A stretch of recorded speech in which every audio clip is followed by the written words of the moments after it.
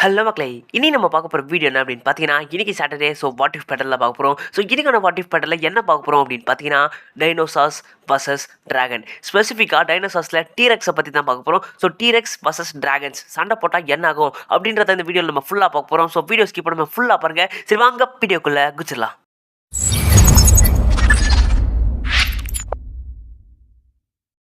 டைனோசாரஸ் Rex, சுருக்கமாக சொல்லணும்னா T-Rex.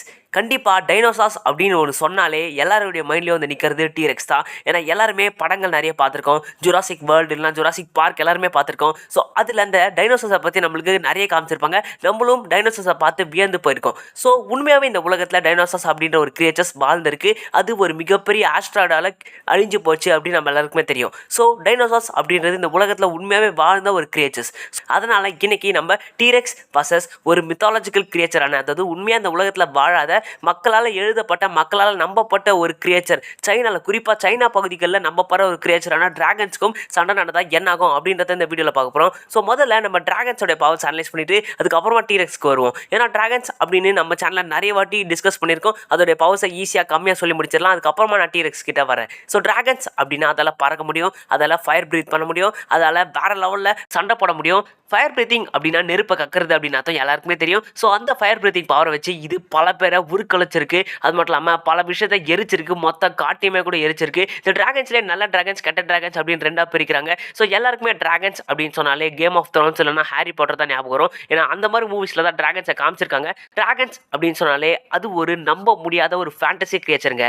அதை பற்றி நம்ம பேச ஆரம்பித்தாலே நம்மளோட மைண்டுக்கு என்ன வரும் அப்படின்னு பார்த்தீங்கன்னா, ஒரு பிரம்மாண்டமான ஒரு கிரியேச்சர் அப்படின்னு தான் வரும். அது ரொம்பவே பவர்ஃபுல்லான ஒரு கிரியேச்சர்.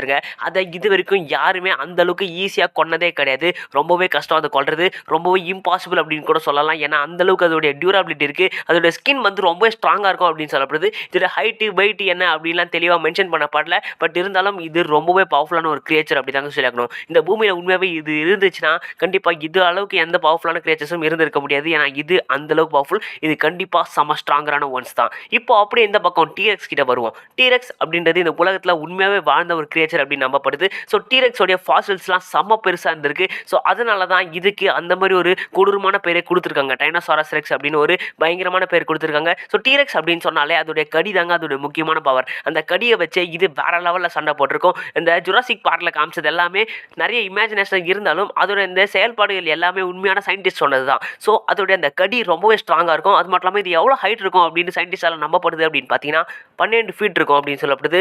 40 அடி நீளம் இருக்கும் அப்படின்னு சொல்லப்படுதுங்க. ஸோ இது ரொம்பவே ஸ்ட்ராங்கான ஒரு கிரியேச்சர். அந்த டைனோசார்ஸ்லேயே ரொம்ப பவர்ஃபுல் அப்படின்னு சொல்ல முடியாது. ஸோ ஸ்பைனோசாரஸ் ரெக்ஸ் அப்படின்னு வேற ஒரு செம்ம பவர்ஃபுல்லான கிரியேச்சர் இருக்குது. பட் டீரெக்ஸ் தாங்க ரொம்பவே ஃபேமஸ். அதனால் இந்த வீடியோவில் நம்ம டீரெக்ஸை யூஸ் பண்ணியிருக்கோம். ஸோ டீரெக்ஸ் அப்படின்னு சொன்னாலே அதால் ஓரளவுக்கு ஸ்பீடாக ஓட முடியும். ஆனால் மனுஷங்களோட செம்ம ஸ்பீடாக ஓட முடியுங்க. அதோடைய அந்த பைட்டிங் எபிலிட்டி வெறித்தனமாக இருக்கும். ஸோ 12,800 பவுண்ட்ஸ் பைட் ஃபோர்ஸை இதெல்லாம் தர முடியும் அப்படின்னு சொல்லப்படுது. ஸோ இதோடைய அந்த அடி வந்து சாதாரணமான அடிலாம் இல்லை, ஒரு யானையோடைய அடி ஈக்குவலாக இருக்கும் அப்படின்னு சொல்லப்படுது. ஸோ இதுக்கும் டிராகன்ஸ்க்கும் சண்டை நடந்தால் என்ன ஆகும் அப்படின்னு பார்த்தீங்கன்னா கண்டிப்பாக இந்த ஃபைட்டில் ஜெயிக்க போகிறது டிராகன்ஸ் தாங்க. ஏன்னா டிராகன்ஸால் நெருப்பு காக்க முடியும். அந்த மாதிரியான ஒரு நெருப்பை கண்டிப்பாக டீரெக்ஸால் தாங்கவே முடியாது. ஏன்னா அந்த மாதிரி ஒரு நெருப்புனால தான் இந்த மொத்த டைனோஸுமே அழிஞ்சுது, நம்ம எல்லாருக்குமே தெரியும். ஸோ அந்த மாதிரியான ஒரு நெருப்பை கண்டிப்பாக டீரெக்ஸால் சஸ்டெயின் பண்ண முடியாது. அது மட்டும் இல்லாமல் டிராகன்ஸால் பறக்க முடியும், டீரெக்ஸால் பறக்க முடியாது. ஸோ டிராகன்ஸ் பறந்தே டைனோசார்ஸை அடிச்சு நொறுக்கிடும்.